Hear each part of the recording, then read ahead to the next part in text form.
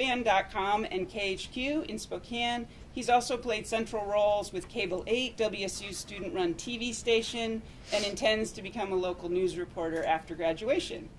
Nick Gibson is a senior multimedia journalism major from Montrose, Colorado. He has served as an intern at the Vancouver Columbian, the Spokesman Review, and will intern at the Oregonian this summer. He was also one of 5 early career journalists chosen to participate in the 2020 NPR Next Generation Radio Project in partnership with Oregon Public Broadcasting. He freelances for the Spokesman Review and works part-time as an announcer at Northwest Public Broadcasting. Josie Goodrich is a junior, double majoring in criminal justice and multimedia journalism. She's from Stanfield, Oregon, and has worked as both a reporter and copy editor for the Daily Evergreen. Josie participates in college and professional rodeo. I'd also like to say welcome her mother. Jody is in the audience. Welcome, Jody. Jody right there. She has reported live for the Cowboy Channel, which is ESPN for rodeo, and has freelanced for USA Today and will be working there this summer. And Alfonso Valdivia is a senior majoring in broadcast news, originally from Aguascalientes, Mexico. He earned an associate degree in journalism at Highline College, then enrolled at WSU. He has been involved in Cable 8, working as talent on Wazoo Sports Network, and serving as assistant director on Coug Zone. He wants to work for either Univision or King 5 in Seattle one day. Okay, so welcome panelists. Wonderful, all of you. This is really great. All right. So before we launch into questions, like I said, I know I'm going on and on, but I just want to lay some context down. I want to explain how this particular program came to be. Every year we try to find a place that is appropriate for our backpack journalism program. And, you know, a lot of times when news is happening, it's dangerous, right? I mean, by its very nature, news can be, you know, it can put you in a dicey situation. And so we're looking for places that are newsworthy but safe, right? Safety is number one for our precious students, okay? I'm going to be a little bit mama bear about that, right? So if you have any ideas about places like that, please let me know. We're always looking for new places. But I actually live in Spokane, and I travel down to Pullman 3 days a week in a van pool. And there are people in the van pool from all over campus, including several from Vet Med. And I was talking to a woman who's a librarian in the Animal Health Sciences division, and she was telling me how big the Allen School's operation in Kenya had become. And I didn't even know there was an operation in Kenya or places like Guatemala or Bangladesh. And so I contacted the dean of Vet Med, Dr. Dori Borgeson, and I pitched the idea of a BPJ program in Kenya. And she was immediately receptive and put me in touch with Laura and Tom Kawula, who is the director of the Allen School. And they were just like on board right away, just totally embraced it. And so we really started moving forward from there. I would also at this point like to acknowledge Dr. Guy Palmer, who is the Senior Director of Global Health for WSU and the founding director of the Allen School, and was also very supportive of our program right from the start. Thank you for attending, Dr. Palmer. A round of applause for that guy. I mean, these guys are like extremely busy, and when our students called and said, hey, can I interview you about this, they said yes and made time. And we know how busy our lives can get, and so I just really appreciate that. The students' primary stories that they reported involved ongoing research into emerging infectious diseases. This research is being conducted by WSU scientists at Global Health Kenya, which is what the Allen School's Nairobi Center is called, Global Health Kenya. The researchers are working to improve the health and socioeconomic status of citizens by examining those connections between humans and animals and the environment that they coexist in. Much of that work involves zoonotic diseases, which is the name for diseases that transfer from animals to humans, much like, you got it, the global pandemic, which is the thing that made this newsworthy right from the start, right? I was like, ooh, pandemic, newsworthy. This could be a really good program for us. But it wasn't all illness and disease. Students visited a game reserve, a giraffe center, an elephant orphanage. They went to Kenya's 2 largest media organizations. They met with their counterparts at the University of Nairobi Journalism School. They visited hospitals, clinics, and they took a 2-day field trip to villages north of Nairobi with researchers to see the effects the research was having on ordinary citizens' lives. And you're going to hear more about that from them, okay? So, long-winded entry is over, okay. First off, I'd like to have our students start out by explaining to you what their stories are about. Most of them are working on multiple stories, and so I've asked them to provide pitches for the story they're most passionate about. So Damien, we're going to start with you. Cool. Well, so the story I did was I focused on a very, prominent, talented researcher, Professor Thembi Mwangi.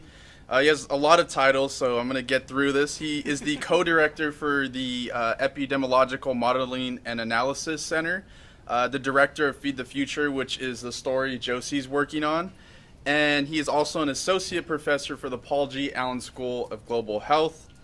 I had the chance and opportunity to spend a couple days with him and really just get to know him. He's pretty much like helped lead research with COVID-19 response, and as Allison just mentioned, the linkage between human and animal health, which is very important because it helps reduce the burden that some Kenyans may face, like making cheaper vaccines or new ways to treat diseases, or some of his research studies. So outside of that, I really am going to focus on his personality. He's someone who uplifts everyone around him. And just in my few moments with him, we went down to Nairobi and we went to one of the research facilities, and you could see instantly he interacted with all of his researchers. And they're all PhD students working under him, and he's based in Nairobi. So for him to just instantly, as soon as we got in there maybe 10 minutes, connected with each and every one of his students. So I was like, cool, like I would want to work for a guy like that, It's just like, he really cares about those around him. He's inspiring, engaging, influential, and every time I had a chance to interact with him, he always somehow made me laugh or made me go like, oh my gosh, this dude is amazing. So not only is he an individual capable of changing lives through his research, he really leaves an impact on individuals just through his character. So yeah, my story is focusing and doing a profile on his upbringing and his personality. All right, Josie, ready? All right. So my story is about a 17-year-old girl named Terry Ann. She was actually just up on the screen if you guys happen to see her. And really how healthy livestock is helping her get an education. So there's this WSU program called Feed the Future Innovation Lab for Animal Health. And it's based in Nairobi, Kenya, but it's run by WSU faculty along with University of Nairobi participants and other faculty from Kenya. And so what this program is trying to do is combat East Coast fever, which is the malaria in cattle. And this program is creating vaccines and rapid kits to give to farmers, and just teaching the farmers simply how to even notice what East Coast fever is, because they just don't have that education to know what this disease is that's killing their cattle. And with the vaccines and the program, the hope is that more milk will be produced from the cattle, and the cattle will stay healthier for longer, so that not only can the families drink that milk for longer, but they can sell the milk for extra income. And with that extra income, it can be used to buy more foods. And the more foods they have, the healthier they are. So not only is this program helping combat this disease, but it's helping just create more nutrition within the mothers and the children, because a lot of them are very undernourished. And so with the extra money that is given from this program or created through the cattle, they're sending Terry Ann to school with that extra money. And in this community, that's not really something that goes on. Girls just don't get the money to go to school. The school that she goes to actually has 50 kids in her class, and 16 of them are girls. So it's really a community where education is just not prioritized for girls, and this program is helping her achieve that. Fantastic. Nick? Hi, everyone. I'm excited about this story because it's really an international mystery. It's centered around a coronavirus that the World Health Organization has listed as a top research priority, and that is MERS-CoV. So that's Middle East Respiratory Syndrome. It is a zoonotic disease. It originates in camels. It'll jump from camels to humans. in arid regions like the Middle East or East Africa, camels are vital. They're a hardier livestock. You know, they provide meat, they provide fur, they provide milk. So they're really important to their way of life there. Where the mystery comes in is MERS has a 35% mortality rate on the Arabian Peninsula. But in East Africa, where 70% of the world's camels live, there's only been 3 reported cases, and they were all asymptomatic. So my story is going into the research that's being done to better understand this. A lot of that is in rural areas where traditional pastoralists spend a lot of time with their camels. And Alfonso over here, he's actually doing a visual package on the same story, so he'll be able to take viewers right to the front lines of where that research is. So, yeah. Awesome. Ready to go? Yeah, so let's keep talking about COVID. So I'm doing a story on why COVID-19 didn't affect Africa, or more in Kenya, as much as other countries in the world. When COVID-19 started, it was just a mystery. It was a new disease that we didn't even know about it. So everyone thought, okay, Africa, because of his history of bad diseases, is going to get wiped out. Sadly, because of their low resources and everything, everyone thought that Africa was going to be really affected by this virus. But that didn't happen. Surprisingly, of course they have that, but the COVID-19 only affect them with mild symptoms. So I talked with WU staff for Paul G. Allen School for Global Health, the research professor Kariuki Jenga, and assistant professor Bronwyn, better known as Bonnie Gunn. They told me there are a lot of factors behind that. One of them is because their population over there is really young. Just to give you a comparison, their average age population is only 19 years old, and the median age is about 63. That makes it the world's youngest population in the world. In USA, their average age is 38. So that's a big factor for them. Another factor is the weather. Their tropical weather just gives an amazing natural defense against the virus. Last of all, their DNA. They have a stronger immune system due to history battling previous infectious diseases. So yeah, this is my story.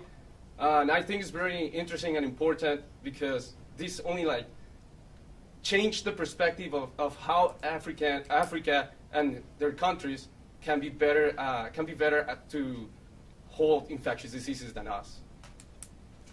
Wonderful, you guys. Joy or Laura, do you have anything that you want to add to that, or? Well, hopefully we'll get a little bit more into the field trips and the experiences actually in the farther reaches outside of Nairobi. Okay. All right.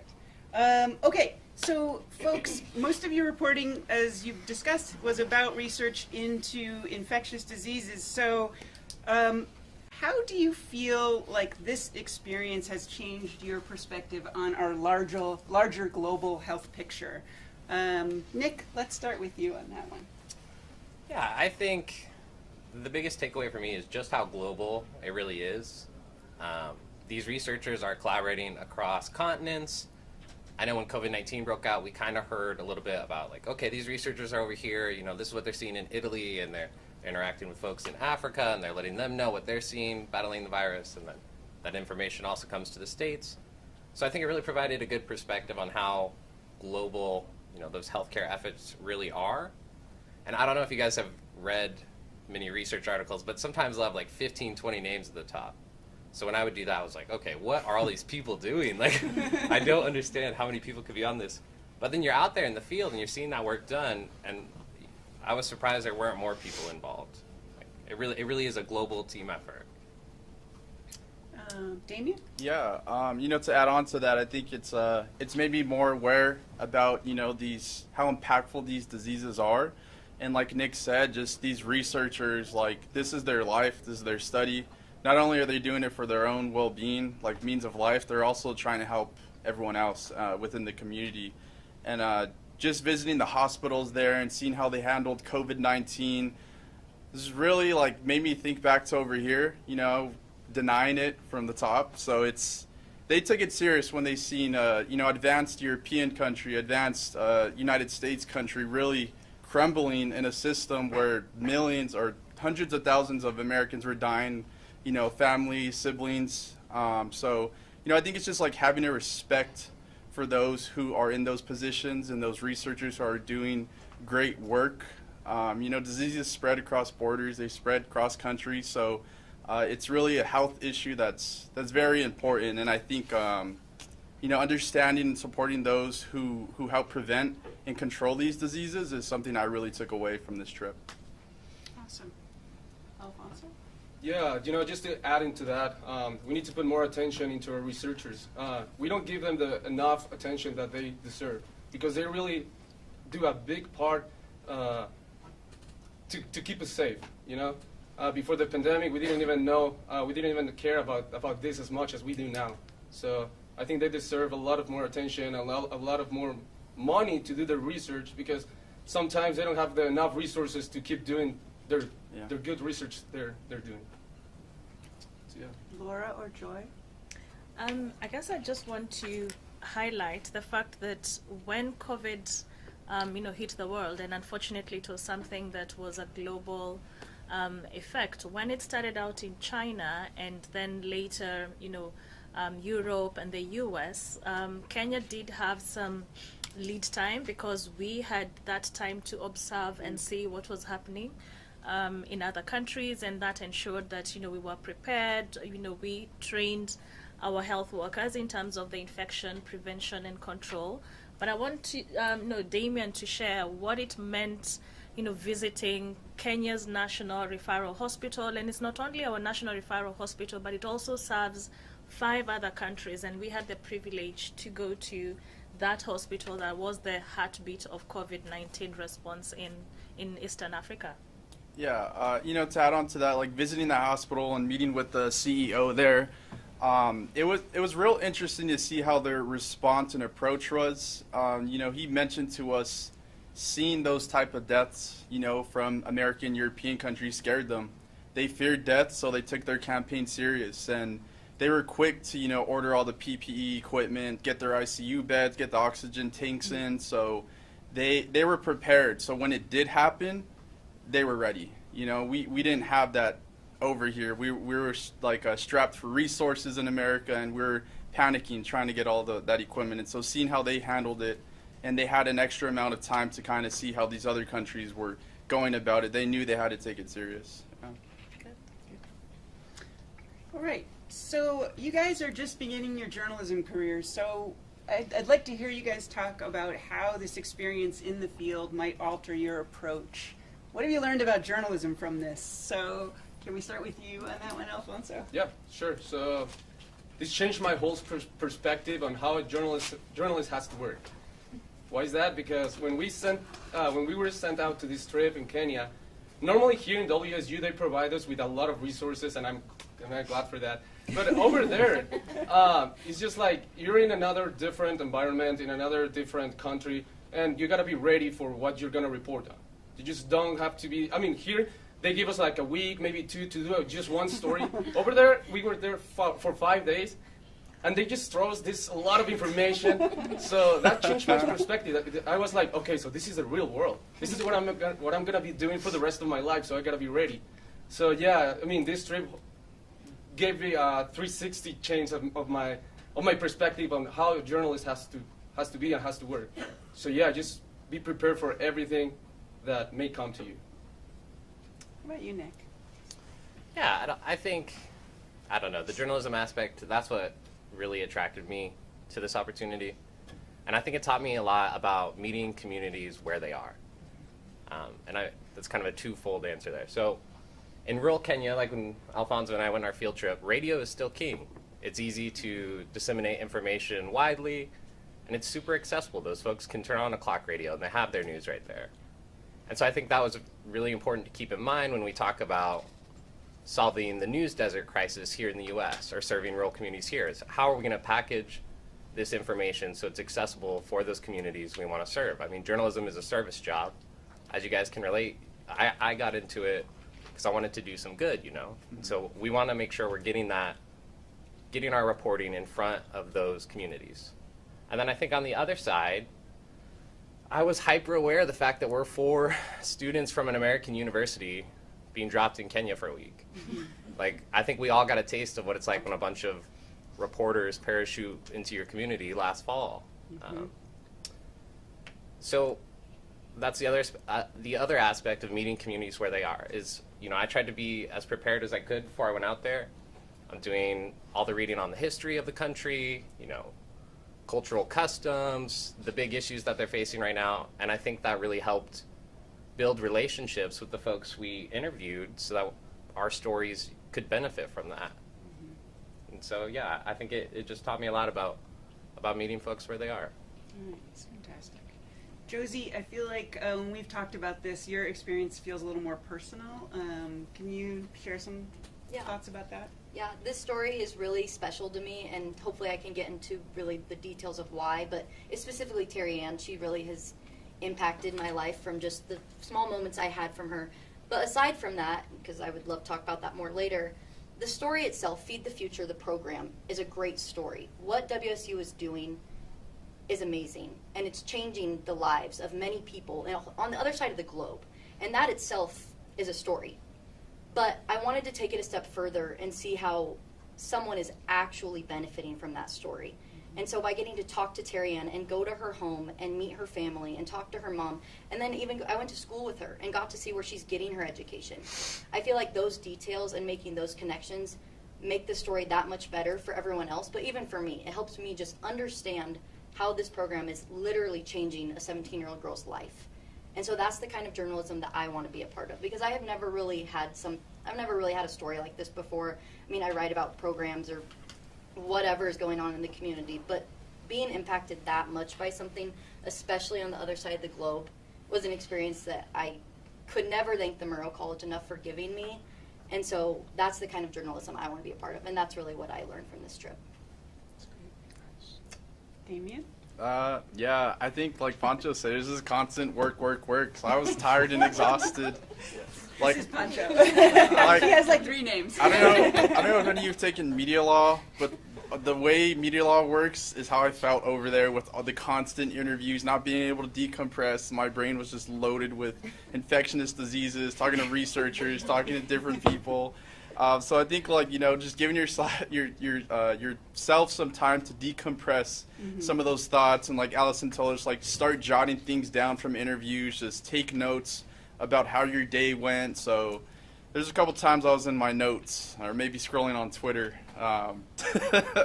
But it's for me, it was really cool to be there, and I think it's going to help impact my storytelling, because I never want the story, even though I'm doing it, to feel like it's mine, because I want to share someone else's story. I want to make sure that like they let me immerse myself into their community. They shared, their thoughts or their feelings. And so I want to always strive to find the best way to tell that story, and being able to do that in Nairobi and speak with many researchers and Professor Thumbi, like I want to be able to share those stories. So that's something I'll take away from this trip, is like not inserting myself in this story, but how can I tell their story the best way I can.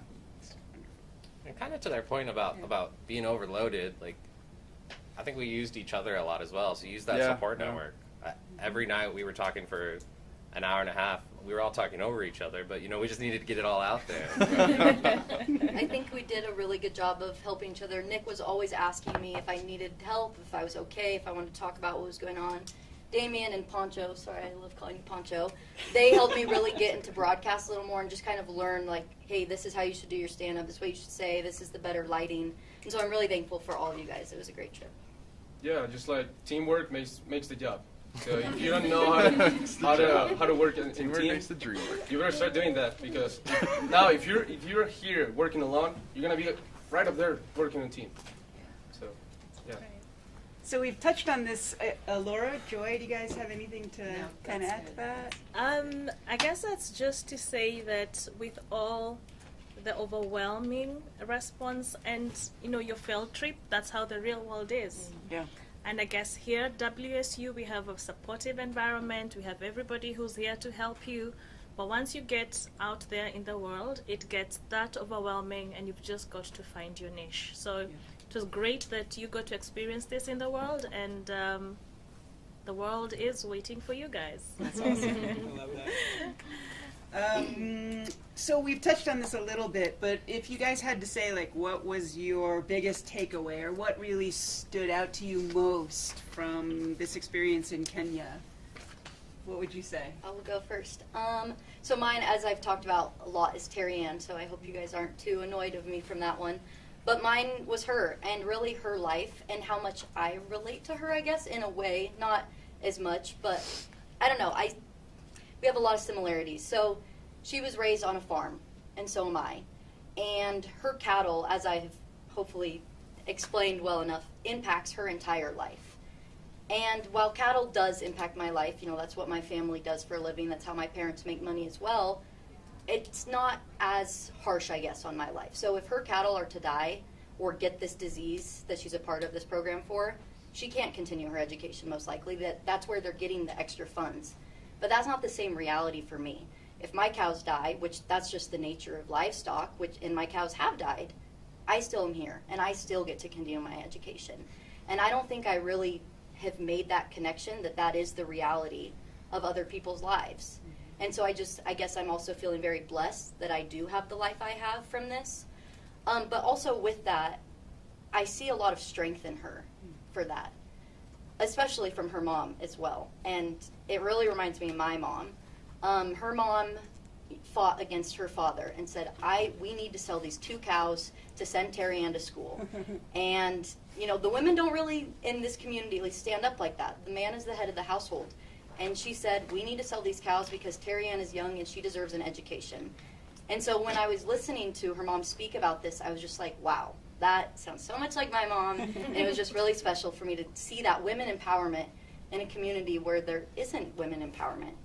And then same with Terry Ann. At the age of 15, she had to drop out of school, and she became a mother. And while she's raising a child, she talked to her mom and said, hey, let's sell these cows. I want to go back to school. I want to get an education, because she wants to become a doctor. And I love school so much. And just seeing that in another girl who lives on a farm was just really cool for me. And I think that's something that will stick with me for the rest of my life. Yeah. Nick? Kind of set a high bar there. I know, right?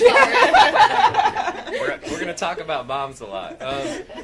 So I guess I'll share a little bit from our field trip. So Alfonso and I went to the rural communities of Isiolo and Laisamis. So it's about 350 miles north of Nairobi. We crossed the equator twice, as you probably saw. And in Laisamis, we visited a tiny Catholic hospital that is doing like just incredible work for an underserved community there. My mom has dedicated her whole life to working in healthcare in rural communities. My little brother is a pediatric brain cancer survivor. So healthcare and healthcare workers, you know, I'll always have a soft spot in my heart for them. And so being able to go there and just interact with the patients and the director or the nuns, you know, that are circulating around, that was really valuable for me. And I mean, I grew up in rural Colorado, so I'm like no stranger to the issue of drought or, you know, the impending water crisis we have here in the West. And that field trip also gave us like a front row perspective of kind of the impacts that can have on a community. We drive past these huge riverbeds that are just red sand now. Like they haven't seen rain in 4 years. So kind of the climate aspect and the healthcare aspect were both things that will stick with me for a while. I guess I can now. Yeah.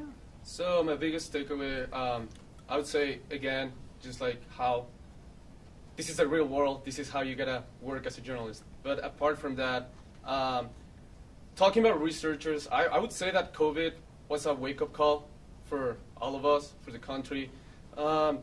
So I would say that on our trip to Isiolo, we went to this camel thing that is not part of WSU, but the researchers are taking samples from the workers, blood samples and PCR samples to investigate the MERS-CoV, the story that Nick and I are working on, the Middle East Respiratory Syndrome.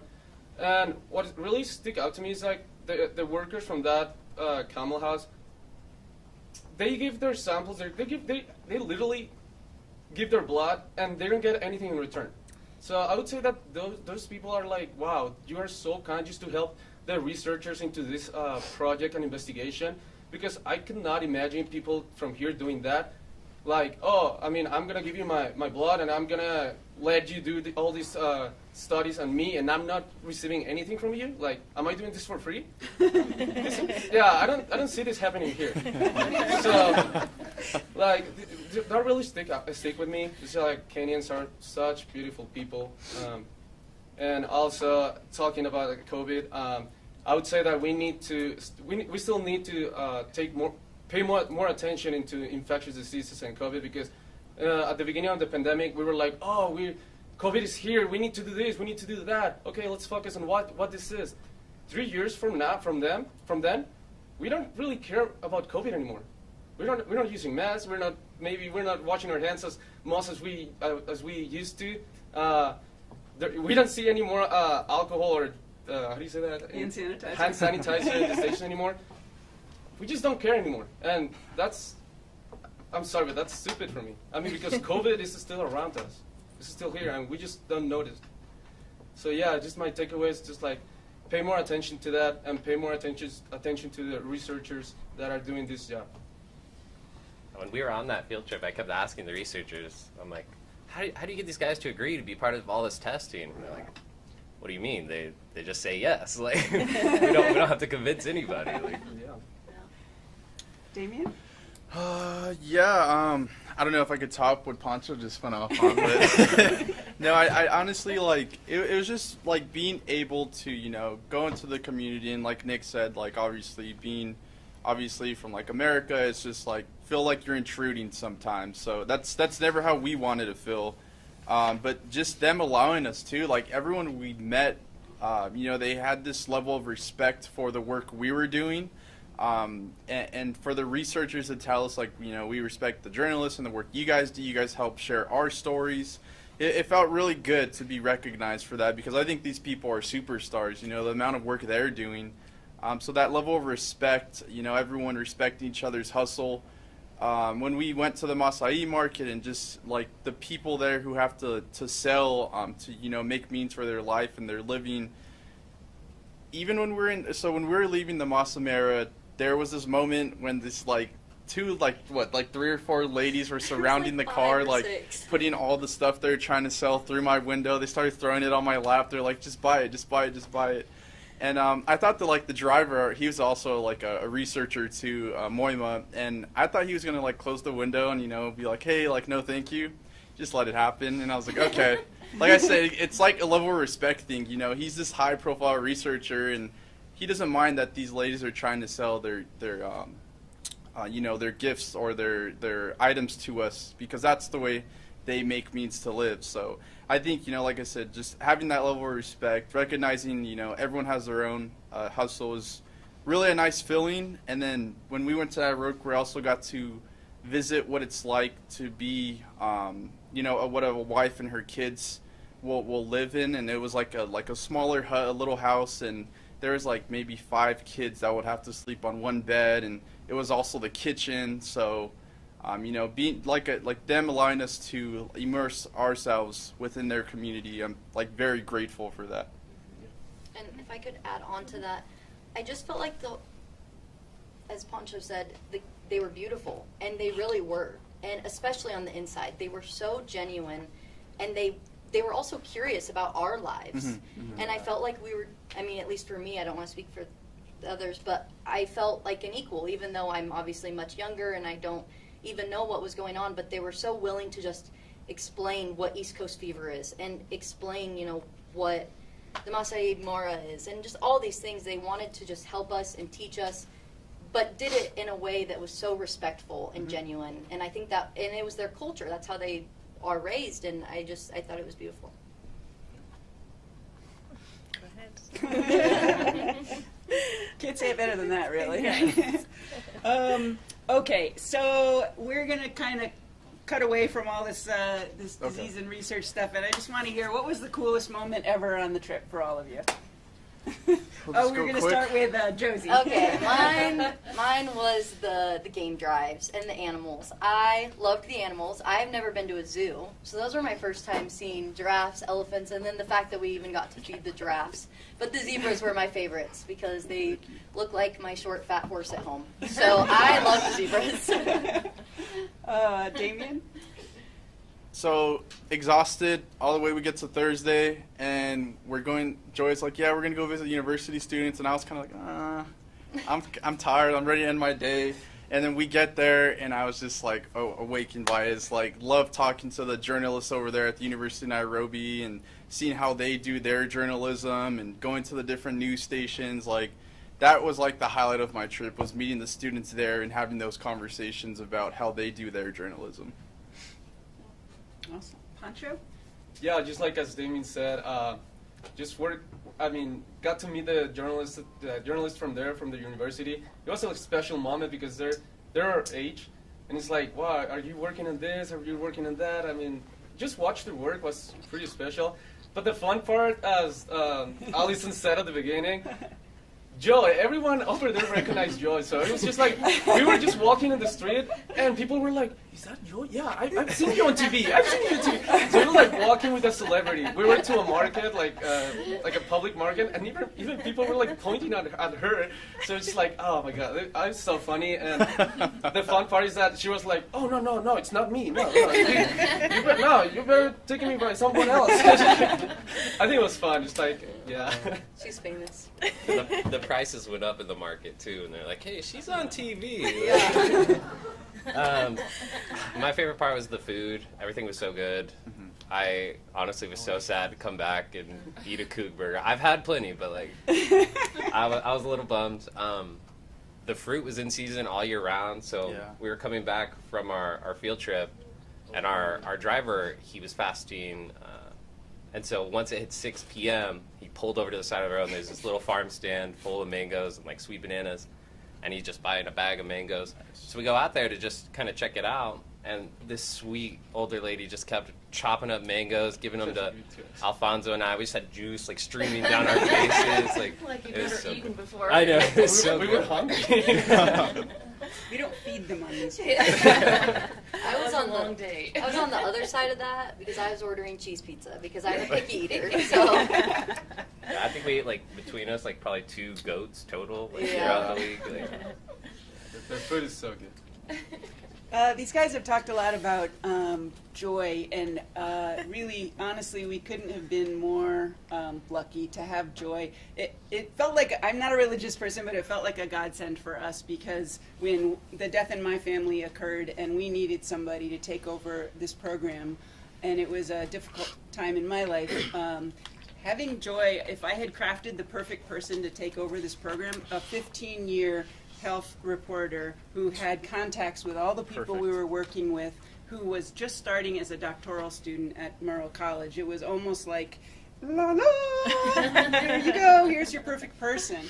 And honestly, from the bottom of my heart, thank you so much for stepping in. Joy was going home to spend time with her family over spring break, and we kind of hijacked that and asked her to instead lead this program. And so I would love if you would share a few moments, just a few thoughts about what it felt like to go back to your home, leading these students, helping them learn some things about the area that you've covered for so long.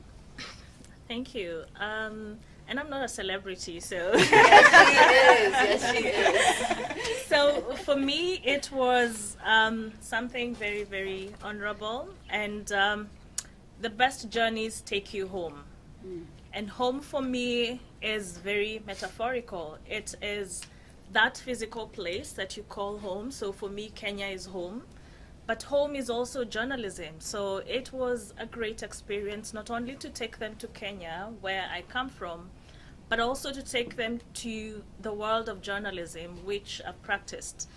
And great stories are told in great places by great people and by great young journalists. So what a better way than to have the Backpack Journalism team take them back to newsrooms where somebody held my hand and introduced me to health reporting, taking them to the oldest media house in Kenya that's over 100 years old, and then taking them to the largest media house in Eastern Central Africa, that's the Nation Media Group. So I see myself in you where I was 15 years ago, and the fact that we had the privilege to go into the newsroom, we did sit through a live news bulletin for about an hour, and great experience. So Muro is home, Kenya is home, and journalism is certainly home. So as always, I'm always happy to hold the hand of anybody who wants to work within this journalism part, and it's all about storytelling. So happy to have this form of storytelling. Awesome. Thank you so much.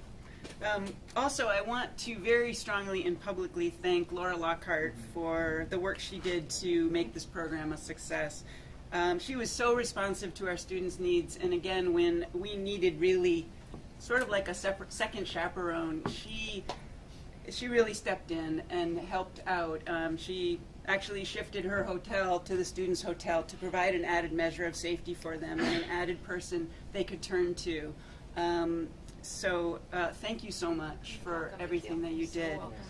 I would also, Laura, love to hear you share just a little bit. You've said right from the start that this is the sort of thing the Allen School loves to participate in. I'd love to hear a little bit about just like why that is and what appealed to you and to the Allen School about working with our young journalists. Yeah, well, thank you all for the opportunity to be together for that week too, because I learned and grew a lot as well. The Allen School was thrilled to be able to host the Muro Backpack Journalism Group and also Global Health Kenya. We had just had the president and other leadership to Global Health Kenya right before this trip, so it was actually a really nice segue to have journalists there after that visit. I think the main thing is the Allen School is built on multidisciplinary collaborations. So why not add in journalism and the Muro College into this these partners that we have that are across all different sciences and areas of expertise. So I couldn't wait for today because I wanted to hear what you all had to say about the trip because we haven't seen each other, like really done a download yet. So I was very excited to see everybody today. And the thing that I heard the most, which is it affected you as it affected me the first time I went, it changed my core. I'm just, I'm so proud that you all got to have that experience, and you got to see, part of the wildlife and the other parts of why Kenya is such a special place. And then I also I heard you all say in different ways, the storytelling component of this and the part that's really important with such complex research that we do at the Allen School, you're learning how to translate that complex research into something that the public audiences can understand and learn and grow. And I think we saw that a bit, people are learning more and more about their own biology because of COVID.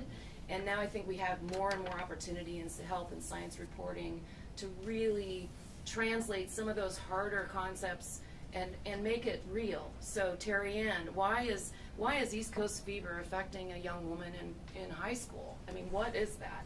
And so making those connections for people in public audiences, I think, is one of the most critical things that happened out of that trip. And I'm really, really proud and honored that I was able to participate.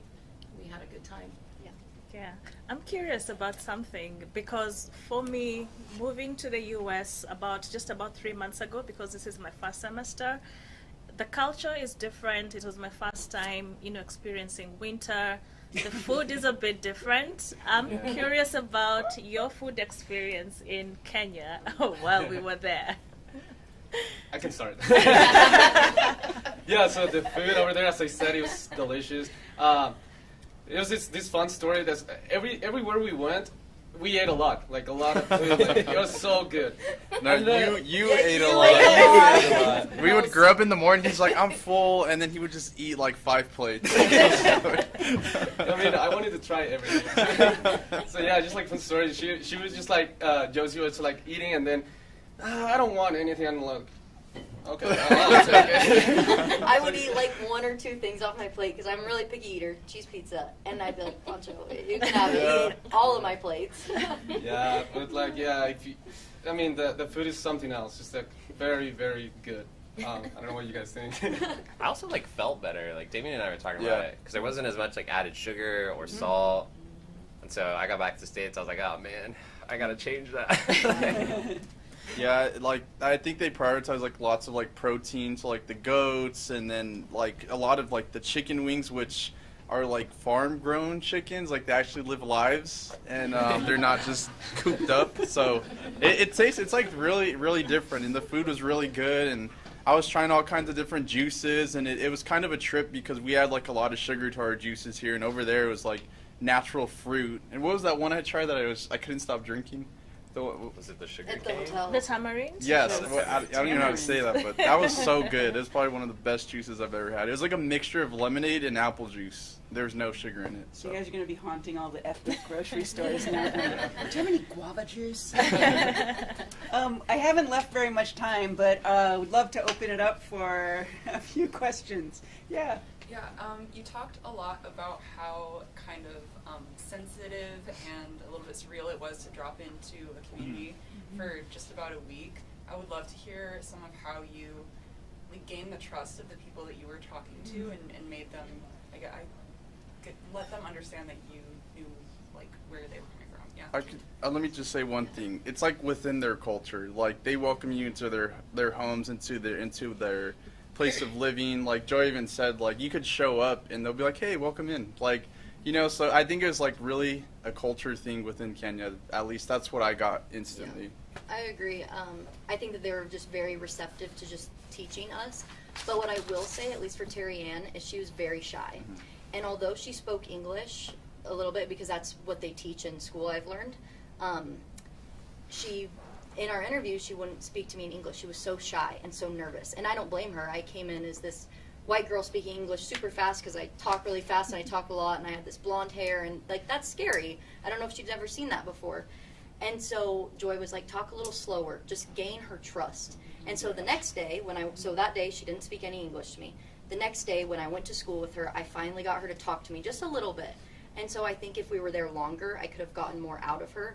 But I think just showing them, and her specifically at least, that you're not there for bad reasons. You're nice and you're just curious. And so for her, at least, she was shy. But once I kind of showed her, like, hey, I'm here to learn about you. This is Terry Ann, and that's her mother. Yeah. Oh, so great. So once I kind of just got to get to know her and show her who I was, and I wasn't there for any, ill reason, I just kind of gained her trust. And so I think that's kind of how you would deal with it for those that aren't as receptive at first. Anybody else? Just say, yeah, be prepared, be genuine. It's the same thing when I got this long freaking hair, and I love doing rural reporting, so there's a lot of times where I do have to be genuine, like, hey, look, I'm not coming here from Portland to invade your space. Like, I want to report on your issues, So yeah, just be genuine, I think. Question right there. Trevor. Yeah, can you guys speak about the newsrooms and how different they were compared to what we have, just so like us aspiring journalists know the difference? Great. Yeah, so Damien and I are working on a story on the converged newsrooms. So they'll have, 3 radio stations, a broadcast channel, a bunch of print publications, all under the same roof. And all of the journalists are working side by side. And oftentimes those journalists will put out a radio piece, or then they'll also make the broadcast piece, and then they'll write their article. And each story it's different, so they'll be like, okay, this is breaking news. We need to prioritize this. Let's get it on the 7 o'clock show. We can get it in tomorrow's paper tomorrow morning, and then maybe we'll make a little radio package. So I think that was really cool. I think we have a lot to learn from them, especially as our newsrooms keep shrinking. Yeah, I do want to add to that, and it's like wearing all the hats for those who are in like the multimedia major. It's kind of important because you're gonna have to produce, you're gonna have to anchor, you're gonna have to write for the web, or I mean over there they write for print. So it's kind of cool to see that their reporters do that already, and I think over here we're kind of heading that way. So if you just want to be on TV, that's not how that's going to work. You got to be able to write too. So it was really interesting to see how they already adapted to that, and they talked about the struggles. It was when they first went into that, it was like a lot of mental health issues, having to do 3 pieces a day. So that's why they turned it to like if it's an important piece. This is Thumbi, Dr. Yeah, Thumbi Mwangi. Thumbi. So that David's If it's an important piece, then you'll do a radio piece, a broadcast piece, and a written piece. So it was real interesting. It was cool. And bear in mind, these are the two biggest media houses in the country, right? And so if it'd be comparable to like going into NBC Universal Studios right here. So think about the size of newsrooms that you guys have been in. I've right? also seen I've never seen a printer press in my life, so Oh, seeing how yeah. big that I thing was was, just thinking about I was that. like, what? There's the Yeah. old school in the Crazy. room, the old school print press. I was like, oh, look at those giant rolls of paper Yeah, that you're yeah. going to print the paper on. It was awesome. Yeah, and they do about 100,000 copies of newspapers per hour. Yeah. I remember when I entered the room, I saw these two big kind of buildings. I'm like, those are two buildings inside another building, and it's like, no, those are the printers. I'm like, oh, like, wow, no, they were massive. So yeah. Yeah. Other questions? Yeah. I know, Josie, you kind of spoke about this a little bit, but kind of want to hear from the rest of the board. Foreign country, language is partially the same, but it's a different culture, it's a different continent. What were some challenges you faced because of that cultural barrier, if there were any, and what tools did you use to sort of get through that? Great question. There wasn't much of a language barrier. I think that's important to understand. Everyone in Kenya speaks 3 languages. There's I think over 90 ethnic groups or indigenous tribes there. So they all will speak their mother tongue. They'll all speak Swahili. And then because, colonialism and the British impact was that they only left in 63 is when they gained independence. English is still the standard for education. So all of their classes are taught in English. So there wasn't much of a language barrier there. There were times where, we would have to adjust, and that's where you need to be genuine and walk into spaces. Here, when I do an interview, like when we went to Kenyatta National Hospital to interview one nurse about the COVID-19 response, first we went to the comms team, and we met all the comms team and said, hey, this is why we're here in your hospital. This is why we got these big cameras. And then we went up to the CEO's office, and, we signed the guest book, and we're very respectful, like, hey, this is why we're here in your hospital. So I think that took an hour and a half, and the interview took probably 20 minutes. But yeah, it's just being respectful, Right. Yeah, that's a great example. But there wasn't much of a language barrier, but just the speaking speed and the way we pronounce words, it's a little different over there. So when we talked to the classroom, I introduced myself, and they laughed the moment they heard my first name. It was just everyone just started laughing. So it's a good experience, and I don't really feel like I had to deal with much challenges interacting with them. Does it mean something bad in Swahili or something? So I No, guess think it's just the accent. Yeah, the You're accent, laughing at and also how his name just alliterates, the Damon Alvarado. I think there are too many R's in that and too many vowels, and that's to my not world. common. So Yeah. we cut out some of the vowels. Yeah. Do you want to say your name again? I'm Yeah. gonna get laughed at. Yeah. So They that could was- tell he was from California. That's what it was. I think the only challenge I had is just that when we went to this borehole, the Camel, we talked to some communities, and the older didn't speak English. So I had someone to translate for me. But the bad part is that the person that didn't speak English, he talked for 5 minutes when I asked him a question, and then the translator, he said oh yeah, he is sick right now. What do you mean? He talked for 5 minutes. Just tell me more. Yeah, so I think that was my only challenge. I think we're run out of time, but I just want to make one last thing.